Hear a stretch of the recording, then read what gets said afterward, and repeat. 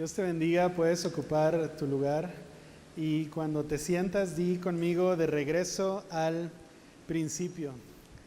Vamos, dilo de regreso al principio. Sabes que desde algunos meses he tenido una carga en el corazón, sobre todo en los tiempos de oración, en los tiempos en los que estoy como buscando el rostro del Señor y estoy tratando como de escuchar su voz. Hay un peso en forma de interrogante, en forma de pregunta.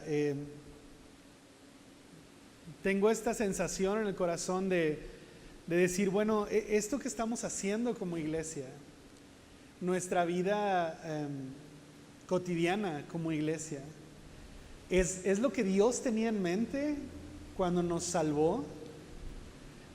Esta vida que estoy llevando como creyente, como cristiano, ¿es lo que Dios tenía en mente cuando me rescató? Porque la semana pasada, por ejemplo, estábamos hablando de que los pensamientos de Dios y nuestros pensamientos no son los mismos y que las cosas por las que nosotros nos encaminamos no necesariamente es el mismo sendero que Dios tenía preparado en su corazón. Y de repente yo estoy en un momento ahí de oración con Dios y viene esta carga, esta duda, como no me deja dormir, y me dice, ¿sí será que estamos viviendo lo que Dios quiere que vivamos? ¿No será que cosas que para nosotros son súper importantes para Dios, como eso qué? Y cosas que para nosotros no tienen importancia, para Dios eran como cruciales, ¿no? Y de repente me llena esa duda y empiezo a orar y le pregunto al Señor, ¿qué es lo que tú tienes en mente para nosotros? ¿Qué es lo que tenías en mente cuando nacimos, cuando nos creaste? ¿Qué tenías en mente cuando nos rescataste, cuando llegó tu mensaje y nos dio la oportunidad de encontrar otra vida distinta, una vida superior, más honesta y transparente y con un futuro y con una esperanza? ¿Qué es lo que tú tenías en mente? Y orando, viene siempre a mi mente este pasaje y aunque no resuelve todas mis inquietudes, sí me ayuda un montón como a entender un poco cómo piensa Dios y cómo siente el corazón de Dios. Y quiero que lo veas conmigo. Filipenses capítulo 2, versículo 9, 10 y 11. Filipenses 2 dice, por lo cual Dios también le exaltó hasta lo sumo. Está hablando de Jesús.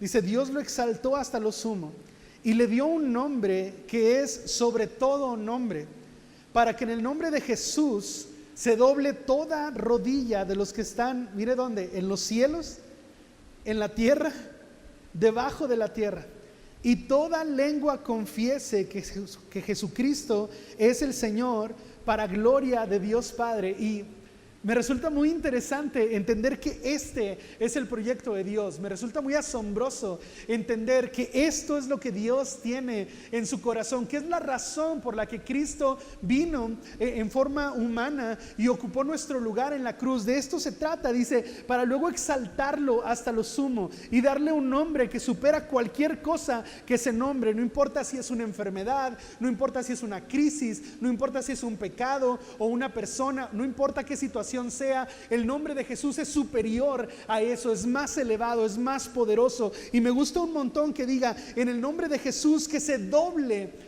toda rodilla. Y ahí podemos entender de qué se trata el corazón de Dios, qué es lo que Dios está buscando, porque a veces tú y yo como cristianos nos ensuciamos tanto de muchos pensamientos y de muchas cosas que nos resultan tan importantes, y resulta que lo que Dios quiere es que las rodillas se doblen. Y no solo habla de esta forma física, de este lenguaje corporal, de hincarnos. Eso es bueno, es una manera muy hermosa de orar. Yo te reto, si nunca has orado de rodillas, inténtalo. Si nunca has leído la Biblia de rodillas, inténtalo. Es algo positivo, es una disciplina muy hermosa. Pero no solo habla de este lenguaje corporal, habla de esta postura del corazón. Lo que está diciendo es, quiero que te humilles. Quiero que no sea tu ego el que dirija tu vida. Quiero que no pienses que tú eres el centro del universo y que si a ti te gusta algo, a todos les tiene que gustar, incluso Dios. Hay personas que dicen, es que Dios debería pensar así porque yo pienso así. Es que Dios debería prohibir eso porque como a mí no me gusta, Dios debería prohibirlo. La Biblia no dice, tengo un amigo que dice, la Biblia no dice, pero debería decir. Y es como, no, ¿de qué estás hablando? Dios no puede acomodarse a nuestra forma. Dice, el pensamiento de Dios es que las rodillas se doblen ante Él, que nos postremos, que nos humillemos. Y yo quiero preguntarte, ¿hace cuánto? ¿Hace cuánto que no te humillas delante de Dios? Y no estoy hablando solo de doblar las rodillas físicamente, estoy hablando, ¿hace cuánto que no rindes tus planes delante de Dios? ¿Hace cuánto que no rindes tu rencor delante de Dios? El odio que sientes de repente porque ¿hace cuánto que no lo rindes? ¿Hace cuánto que no perdonas a alguien solo porque sabes que Dios quiere que lo perdones? ¿Hace cuánto que no renuncias a una situación o no renuncias a una conversación porque sabes que a Dios no le agrada? ¿Hace cuánto que no nos postramos delante de Él? Dice, para que toda rodilla se doble. Y luego dice, y toda lengua confiese que Jesucristo es el Señor. Tú y yo a veces tenemos certezas tan profundas en el corazón. Hay convicciones que tenemos súper claras en la mente, pero por alguna razón no logramos como exteriorizarlas, no logramos verbalizarlas, no lo decimos. ¿Hace cuánto que no te sorprende un gloria a Dios en la calle, no? Que vas pasando y dices, gloria a tu nombre, te adoro, Señor. ¿Hace cuánto que tu lengua no confiesa lo que tu corazón siente? Porque todos nosotros decimos, Dios es digno de gloria, y decimos sí.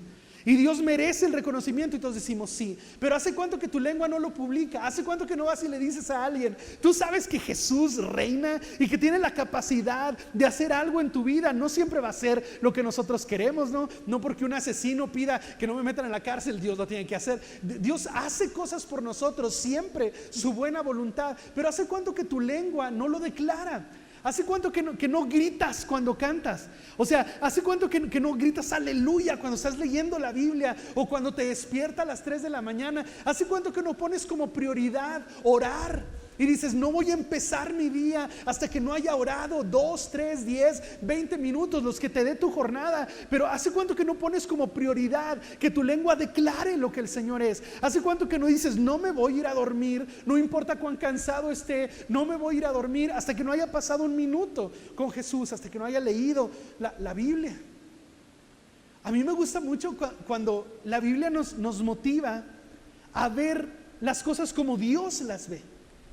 A empezar a poner en nuestro corazón las cosas como Dios las siente. A veces nos llenamos tú y yo de tantas cosas, que la manera de vestir es lo más importante para un cristiano, o que el temperamento, ¿no? Que si tienen que pegar de brincos, o que si tienen que pegar de gritos, y es como, pues no es lo más importante, o que si tu Biblia es de pasta dura o de pasta blanda, o si es digital o es física, y es como, ¿de qué estás hablando, no? Si es de Meses o es Reina Valera, ¿no? Y pensamos que esas cosas son lo que cambian el cristianismo. ¿Sabes qué rige el cristianismo? Que tus rodillas se doblen delante del Señor, que reconozcas, yo no soy el Señor, Él es el Señor, yo no merezco la gloria, Él merece la gloria, yo no estoy a cargo, yo no mando, Él está a cargo, Él es el Señor. Que puedas confesarlo con tu boca, que lo creas en el corazón, pero que lo declares con tus palabras también. ¿Hace cuánto que tus hijos no te escuchan decir, en esta casa confiamos en Dios?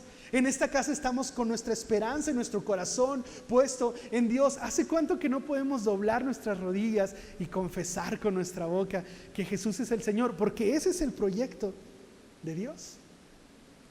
Pero a veces nos perdemos en tantos detalles y en discusiones. A mí me gusta mucho que algunos de mis amigos tienen una declaración de fe distinta a la mía en algunas cosas. Tuvieron otra formación y fueron a otras escuelas diferentes a las mías, y lejos de empezar a señalarnos nuestras diferencias y decir, ya no voy a platicar contigo porque a mí me dicen que nos fanatizamos mucho con la Biblia, que sentimos que la Biblia es el centro del universo, y mientras dicen eso yo digo, ajá, ¿sabes cómo? Y tú preguntas un montón acerca de la voluntad de Dios Dios, y ¿a poco Dios no te va a dejar decidir esto y aquello? Y yo digo, pues yo prefiero preguntarle cada vez, y no nos ponemos de acuerdo, pero al final nos damos cuenta que hay cosas más importantes que las cositas en las que podemos estar en desacuerdo, que el señorío de Cristo es lo que brilla en la Biblia, el señorío de Cristo, que nuestras rodillas se doblen, que nuestra lengua confiese, Él es el Señor, Él está a cargo, no yo. Pero en el camino vamos como perdiendo el rumbo. Y hay una conversación que me gusta mucho en los evangelios. Está Jesús platicando con Nicodemo. Nicodemo es un maestro de la ley, es un fariseo, él es un experto en el tema, y Jesús está platicando con él y podemos aprender un montón. Es una conversación que da muchísima luz. Es Juan capítulo 3 versículo 12 en adelante. Dice, está hablando Jesús y dice: si os he dicho cosas terrenales y no creéis, ¿cómo creeréis si os dijere las celestiales? Nadie subió al cielo sino el que descendió del cielo, el Hijo del Hombre que está en el cielo. Y como Moisés levantó la serpiente en el desierto, así es necesario que el Hijo del Hombre sea levantado, para que todo aquel que en él cree, en presente, no se pierda, mas tenga vida eterna. Porque de tal manera amó Dios al mundo, que ha dado a su Hijo unigénito, para que todo aquel que en él cree, en presente, no se pierda, mas tenga vida eterna. Porque no envió Dios a su Hijo al mundo para condenar al mundo, sino para que el mundo sea salvo por él. El que en él cree, en presente, no es condenado, pero el que no cree, en presente, ya ha sido condenado, porque no ha creído en el nombre del unigénito Hijo de Dios. Y esta es la condenación, que la luz vino al mundo y los hombres amaron más las tinieblas que la luz, porque sus obras eran malas. ¿Ves esta conversación que Jesús tuvo con Nicodemo? Y dices, es tan sencillo el mensaje. No, nosotros lo complicamos en el camino. Es tan sencillo. Yo le decía a mi esposa que yo me imaginaba a Nicodemo, porque ¿tienes idea cuántas veces Nicodemo leyó lo de la serpiente en el desierto? ¿Tienes idea de cuántas veces memorizó pasajes? Y ahora en una plática con Jesús todo tenía sentido, como que le explotó la mente y dijo, exacto, de eso se trata. No lo había visto, yo no lo había entendido. Y le dice Jesús, Dios no envió a su Hijo para condenar al mundo.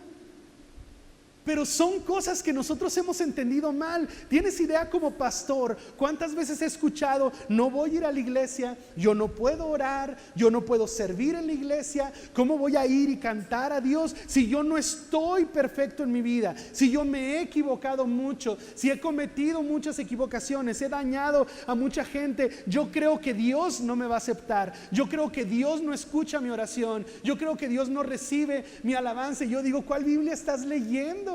Porque Jesús está diciendo, Dios no envió a su Hijo a condenar al mundo, lo envió para que fuéramos salvos por Él. ¿Por qué necesitamos ser salvos? Porque estamos perdidos.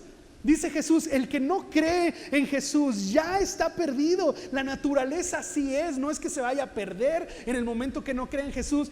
Ya estamos perdidos. Nuestra naturaleza es así, inclinada a lo malo. Tú puedes verlo en un niño, lo ves crecer 2, 3 años. A los 3 años apenas habla y habla todo mocho, y ya te echó una mentira y dices, ¿de dónde la sacaste? Pero es que la naturaleza humana es así. Tienen 5, 6 años y se empiezan a pelear y empiezan a repetir palabras que no entienden, pero saben que hieren y la usan para herir al otro. Y dices, como que vienen en los cables, como que nuestra naturaleza está así. Por eso dice Jesús, necesitas salvación, porque naturalmente vamos a hacer lo malo. Pero ¿cuántas veces tú y yo nos hemos descartado de poder comunicarnos con Dios o relacionarnos con Dios? Porque decimos, Dios tan santo y yo tan malo. Y dice Jesús a Nicodemo, Dios no envió a su Hijo para condenar a nadie, los envió para rescatarlo, lo envió para rescatarlo. Dice, porque el amor de Dios movió todo este proyecto. De tal manera amó Dios a las personas que envió a su Hijo. Porque había una división, porque no podíamos relacionarnos. Así que Dios nos amó tan fuerte que envió a su Hijo para volver a ligar esta relación. Y a mí me gusta mucho. Dice, ¿qué es lo que Dios pide a cambio? ¿Que vengas a la iglesia? No. ¿Que des tus diezmos y tus ofrendas? No. ¿Que memorices la Biblia? No. ¿Que le hagas caso a todo lo que dice el pastor? No. Todas esas son disciplinas espirituales muy buenas que te van a mantener enfocado. Pero ¿sabes qué es lo que Dios pide a cambio? Que creas. Mira el término que usa Jesús para todo aquel que cree en presente. No dice que haya creído antes. Porque muchas personas dicen, no, pastor, está bien, tú sigue hablando de eso para todos estos, pero para mí no, porque yo ya creí. Yo hice una oración hace 6 meses, hace 2 semanas, hace 5 años, hace 30 años. Yo hice una oración, yo ya creí. Pero Jesús no está hablando de haber creído en el pasado. Jesús está hablando de creer ahorita. Muchas personas han malinterpretado eso para que todo aquel que en Él cree, y lo han leído, todo aquel que en Él crea, y lo que dicen es, pastor, entonces dame tiempo de vivir mi vida, dame tiempo de cometer errores. Hubo un muchacho que me dijo eso hace muchos años, no, pastor, yo estoy chavo, dame chance de equivocarme, de perderme, y ya en mi último suspiro volveré a Cristo. Y yo así como, vamos a leer la misma Biblia. Lo que dice Jesús es: necesitas creer ahorita. Ahorita necesitas creer, y mañana volver a creer, y dentro de 1 año volver a creer, y en cada momento estar reafirmando tu confianza. No estar esperanzado en como yo ya creí antes, entonces todo está bien con Dios, o como yo voy a creer 1 minuto antes de morirme, yo voy a creer, me voy a poner en paz con Dios, voy a entrar al cielo, todo bien. Dice Jesús, no, necesitas creer ahora, para que entonces esta salvación, este rescate te ocurra, ¿no? Y hay un montón de cosas importantes en lo que Jesús le dice a Nicodemo, y dice: necesitas escapar de la condenación, necesitas encontrar salvación. Isaías capítulo 59, versículo 1 y 2 dice: he aquí que no se ha cortado la mano de Jehová para salvar, ni se ha agravado su oído. Hay una versión que dice: no se ha descompuesto su oído para escuchar. Pero vuestras iniquidades han hecho división entre vosotros y vuestro Dios, y vuestros pecados han hecho ocultar de vosotros su rostro para no oír. Lo que está diciendo la Biblia es: Dios no tiene menos poder ahora que el que tuvo en julio de 1998 cuando me salvó. Tiene el mismo poder ahora. Entonces, ¿por qué Erubiel no vive la misma pasión que vivió en el 98? ¿Por qué no vive la misma necesidad de compartir el evangelio con otros? ¿Por qué no devora la Biblia como la devoraba entonces? ¿Por qué no está tan enamorado de la presencia de Dios? ¿Por qué no escucha a cada persona que tiene algo que enseñarle? ¿Es porque el brazo de Dios se cortó? ¿Es porque el oído de Dios ya no funciona? Dice: no, es porque nosotros hacemos una barrera entre donde Dios está y donde nosotros estamos. No es que Dios tenga menos poder para salvarnos, no es que Dios nos ponga menos atención para escucharnos. Somos nosotros los que pasan los años, pasan los días, muchas situaciones nos hacen como ajustar nuestras prioridades, y ya no lo amamos de esa manera. Ya no le demostramos nuestra fe de esa manera. Ya no anhelamos escucharlo o sentirlo como lo anhelamos en un principio. Pero no es que Dios nos ame menos, no es que Dios ya no hable con esa fuerza, es que soy yo el que levantó un muro, un ladrillo a la vez. Sin Jesús estamos perdidos, estamos condenados. Pero en ocasiones tú y yo pescamos mal esa idea, ¿no? Y pensamos: sin Jesús yo puedo seguir viviendo. No pasa nada si no oro, no pasa nada si no leo la Biblia, no pasa nada si no me arrepiento, no pasa nada. Mañana en la mañana igual voy a prender mi carro, voy a ir a mi trabajo, me van a pagar mi salario, pues eso no va a cambiar. Y lo que le dice Jesús a Nicodemo es: mira, es que estamos hablando de salvación o perdición. ¿Tú crees que no pasa nada si no te relacionas con Cristo? Dice Jesús: sí pasa. Sí pasa. Estamos hablando de salvación y de condenación al paso de una plática, de un reconocimiento en el corazón, de abrir la Biblia, aprender de Dios, orar a Dios, adorarlo, que nuestras rodillas se doblen, que nuestra lengua le adore. Dice Romanos capítulo 6, versículo 23: porque la paga del pecado es muerte. ¿Te das cuenta? No es de que no pasa nada si no tengo a Cristo. Dice, la paga del pecado es muerte, mas la dádiva de Dios, el regalo de Dios, es vida eterna en Cristo Jesús, Señor nuestro. El asunto es que la paga del pecado siempre es la muerte. A ti y a mí nos gusta pensar que en ciertas ocasiones eso no es cierto, o que hay ciertos pecados que sí te llevan a la muerte, pero hay otros pecados que a nadie le importan. Pero dice, no, el pecado siempre te conduce a la muerte. Yo lo he hecho antes y lo voy a repetir ahora. Te reto, de la manera más gentil posible, te reto. Busca en tu círculo personas que tomaron la decisión, le voy a dar la espalda a Dios. No me importa la voluntad de Jesús, no me importa el Espíritu Santo, no me importa la Biblia, no me importa el plan de Dios. Voy a hacer lo que mi pecado me está pidiendo. Y dime si su camino terminó en algo bueno. Dime si su camino terminó en una vida mejor. Aquí dice, la paga del pecado es muerte, siempre. Pero el regalo de Dios fue justamente que Jesús pagó la muerte que tú y yo debíamos.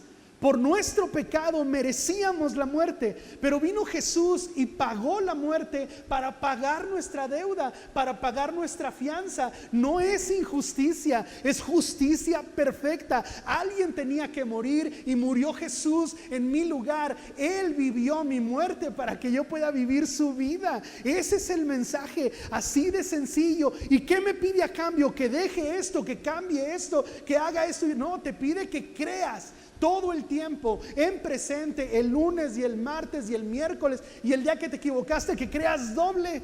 Eso es lo que te pide, nada más, que estés consciente que lo necesitas. Una y otra vez leímos el que cree en presente, cada día.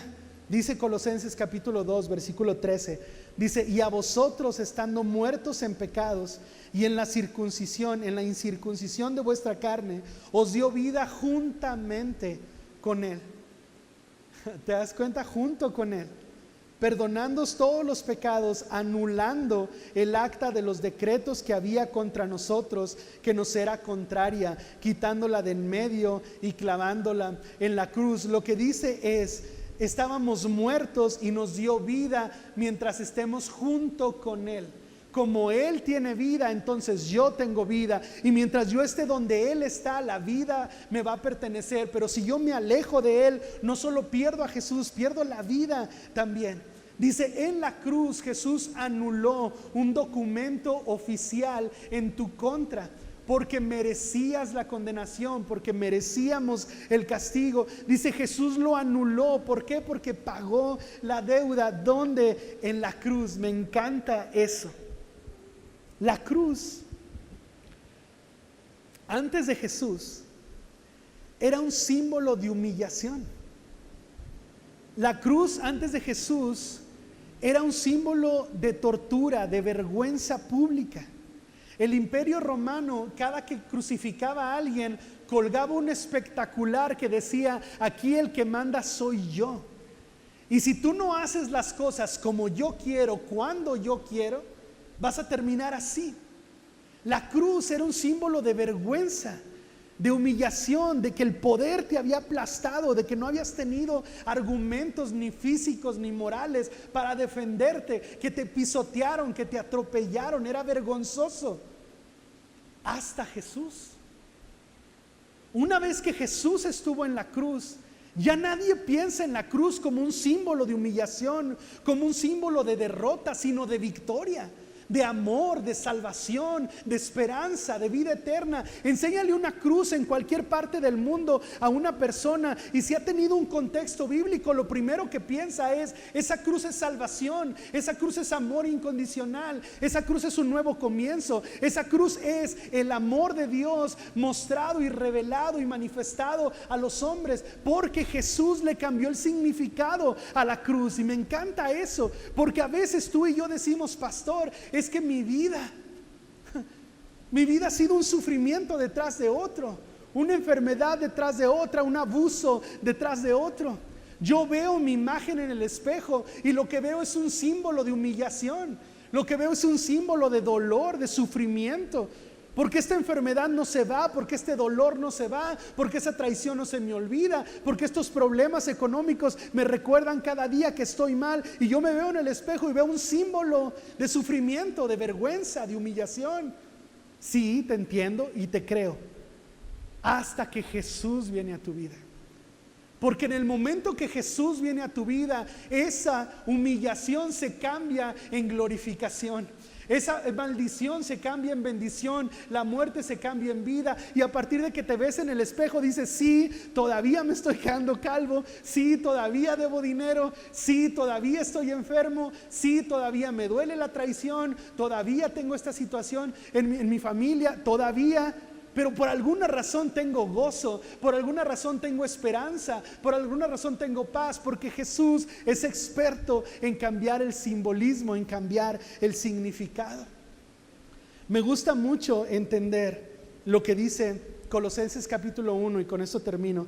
Colosenses capítulo 1, versículo 21 al 23 dice: y a vosotros también, que erais en otro tiempo, mira las palabras que elige el apóstol Pablo, extraños, enemigos, haciendo malas obras, ahora os ha reconciliado en su cuerpo de carne por medio de la muerte, para presentaros santos, sin mancha, irreprensibles delante de él, si en verdad permanecéis fundados y firmes en la fe, y sin moveros de la esperanza del evangelio. Me gusta mucho, porque lo que está diciendo es: no importa lo que eras antes, a partir de ahora Él te ha posicionado en otro lugar. Si permaneces, no importa que antes eras un extraño o un enemigo o hacías malas obras, ahora te ha reconciliado y te presenta santo y sin mancha e irreprensible, si permaneces fundado y firme, sin moverte. Y cómo me encanta esto, sin movernos de Jesús, sin perderlo de vista.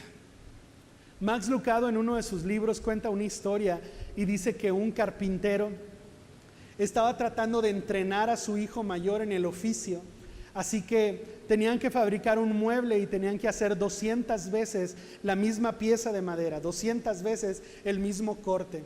Así que el carpintero piensa: es una buena oportunidad para que mi hijo, en un ejercicio repetitivo, aprenda el oficio. Así que el carpintero hace el primer corte, toma las medidas, lo marca y hace el primer corte, y luego le dice: de este ejemplo vas a hacer los siguientes cortes, y se va. Al hijo se le hace fácil tomar el ejemplo del papá y hacer el primer corte, luego desechar eso y tomar el primer corte y de ahí hacer el segundo, y luego tomar el segundo y de ahí hacer el tercero, y luego tomar el tercero y de ahí hacer el cuarto.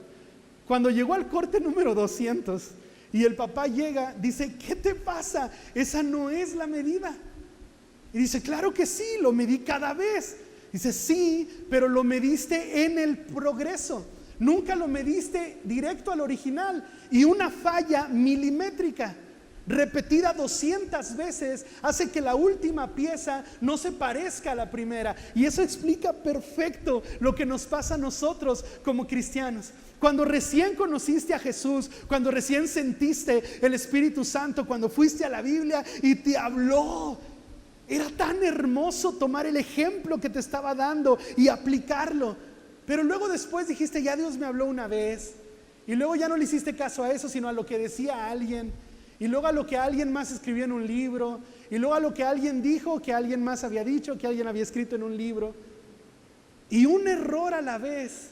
La última vez, en el corte número 200, formaste tu fe por algo que alguien puso en Facebook. Y luego viene Jesús y se asoma y dice: ¿qué estás haciendo?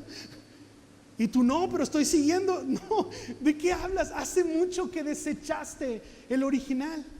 Y tú comparas tu adoración de ahora con la adoración que Dios te había pedido al inicio y no se parecen. Comparas tu generosidad ahora con la generosidad que Dios te había pedido al inicio, no se parecen. Comparas tu devoción, tu hambre, tu pasión por la Biblia, por la presencia de Dios, por la santidad, y no se parecen a lo que Dios te había mostrado en un inicio, porque fuimos ajustando en el camino. Y a mí me duele reconocer que un cristiano apasionado está así de cerca de convertirse en un religioso, así de cerca. Y un religioso está así de cerca de convertirse en un fariseo legalista. Y un legalista está así de cerca de convertirse en un hipócrita. Y al final del día estamos aparentando algo que no tenemos más, pero que en el inicio lo teníamos, porque fuimos una falla milimétrica a la vez durante 200 días, durante 200 meses, durante muchos años. Esta última pieza no se parece a lo que Dios me pidió en un inicio. Por eso hoy oramos como iglesia: Dios, regrésanos al principio. Regrésanos al principio. A esto que yo vi, a esto que yo entendí, a esto que yo sentí la primera vez que escuché tu palabra. A esta inocencia que yo tenía la primera vez que me encontré contigo. A estas ganas de hacer tu voluntad. Necesitamos ir a la cruz una y otra vez. Necesitamos ir de regreso al ejemplo de Jesús una y otra vez. De regreso a casa, de regreso al principio, de regreso a donde nunca debimos irnos. Cierra tus ojos un momento, levanta tus manos si puedes hacerlo. Dios, te damos gracias. Gracias porque nos hablas, gracias porque nos das la oportunidad de escuchar tu voz. Yo sé, Dios, yo sé, reconozco que no tengo el mismo fuego que tenía al inicio, que no tengo mis convicciones tan claras, al menos en la práctica, no las tengo tan claras como lo tenía la primera vez que escuché tu voz. Llévame de regreso a ese punto donde nada era más importante que tu voluntad, donde nada era más grande ni más hermoso que tu presencia. Llévame de regreso al inicio, de regreso a casa, en el nombre de Jesús. Amén. Amén. Dios les bendiga.